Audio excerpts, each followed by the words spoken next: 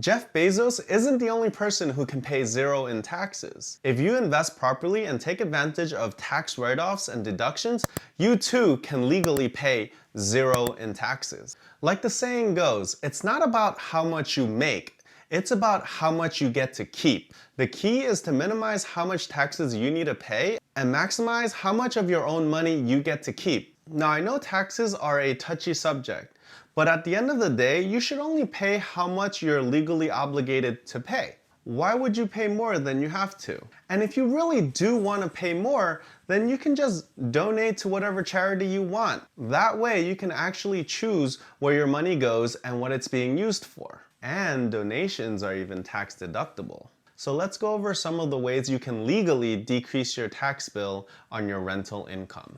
So let me say this before I get sued. This video is for entertainment purposes only. Tax laws are different in every state and they constantly change. So what you hear in this video might not be applicable in 2, 3, 5 years. So definitely talk to your accountant before doing any of this. So the first way is by smashing the like button for the YouTube algorithm. The second thing is depreciation. Depreciation is basically telling the IRS that I have a physical asset and that physical asset has a lifespan.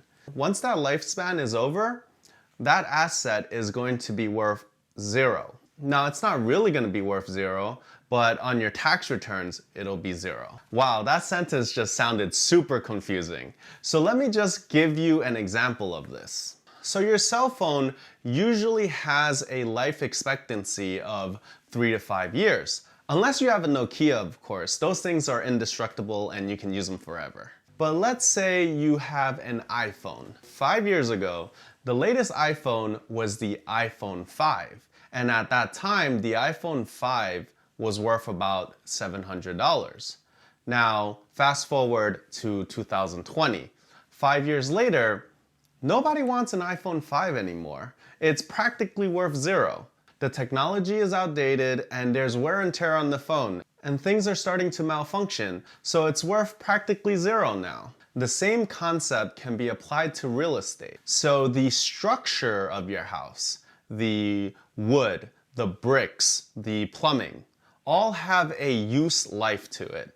And according to the IRS, this use life is 27.5 years. Now, if you're in an older city, you know a lot of houses are there for much longer than 27.5 years. But on paper, in your tax returns, it goes to zero after 27.5 years. So that means the IRS lets you deduct that amount from your taxes every single year. So let's say you own a $500,000 property. The land is worth $100,000 and the structure is worth $400,000. That means every single year you can deduct $500,000 divided by 27.5 from your income. So that turns out to be around $14,500 that you can write off every single year. Now let's say that $500,000 property is a duplex and you can rent it out for $4,000 every single month. So that's $48,000 per year. After depreciation, your taxable income is only $33,500 now. The next big write-off you can take is mortgage interest. So if you bought that $500,000 property with 20% down, that means you have a $400,000 mortgage. If your mortgage interest rate is 4%, then that means you pay $15,800 in interest the first year. After writing that off, your taxable income just dropped to $17,700. But wait, we're not done. The third big write-off is your property taxes.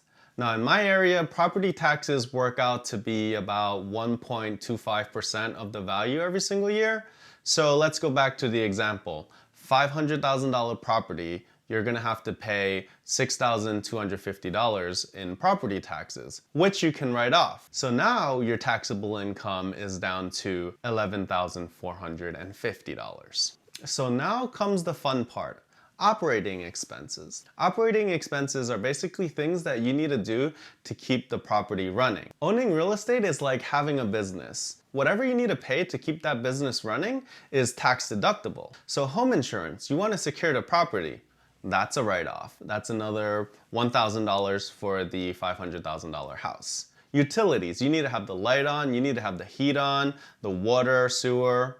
That's an operating expense. Now let's say for that property, that's another $4,000. If you're managing the property yourself, you need an office, right? The IRS lets you write off $5 for every single square foot that you're using as an office up to 300 square feet. So you can take another $1,500 off of your taxable income. So now you're down to a taxable income of $4,950. Now let's say the doorknob broke and you needed to hire a locksmith to come and repair the doorknob.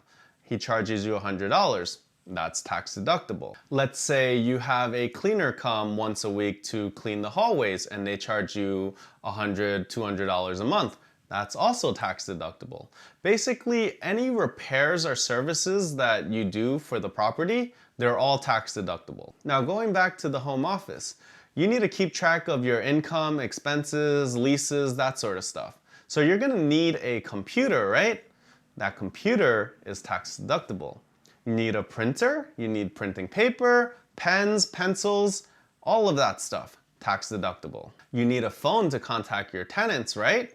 Tax deductible. You need to advertise to get new tenants, tax deductible. Now let's say this property is an hour away from where you live. Travel expense, deductible. If you're new to property investing and let's say you buy a book or a course or something to learn more about investing in real estate, that's considered education, which is also tax deductible. For education, there is a limit of $4,000 every single year though. But let's say you're going to a real estate investing convention and you have to fly to Las Vegas or something. That flight is deductible. Say you are trying to invest in Texas and you're from New York, that flight is also tax deductible. Your hotel while you're there is tax deductible. Basically anything that you're doing for your real estate business is a tax deduction, so you can write it off. Now, if you start adding these little things together, your taxable income can actually become negative. If your taxable income becomes negative, that's called operating at a loss. If you own this property in an LLC, when you file your taxes, you get what's called a K-1. A K-1 is basically passing on income and losses to your personal tax return. So let's focus on the losses. Now, if you plan properly and take your write-offs and deductions properly, it's fairly easy to be operating at a loss on paper. Let's say this property is running on a loss of $5,000. Your K-1 will pass that $5,000 loss onto your personal tax return. So if you have a W-2 regular job, you can subtract that $5,000 from your W-2 income. Now the taxes that you have to pay on your regular income is lower. So not only can you pay zero on your rental income, you can actually decrease the taxes that you have to pay on your other income. All you need to do is keep a detailed log about all your income and expenses. And also make sure you speak to an accountant. This video goes over a lot of things that you can write off, but every state is different. So you want to make sure you talk to your accountant and make sure that all this stuff is applicable for your own personal situation. If you want to learn how to pay zero taxes on capital gains, please check out this video over here. I hope this information was helpful and gave you guys some ideas on how you can save on your taxes. If you found this information useful, please hit the thumbs up. If you know anybody who is investing in real estate, please share this video with them so they can learn how to save money on their taxes. If you want to see more videos about personal finance and real estate, please hit the subscribe button. And as always, if you have any specific questions, please leave them in the comment section below. I try really hard to answer everyone's comments and questions. So if you want me to clarify on anything, please just post it below.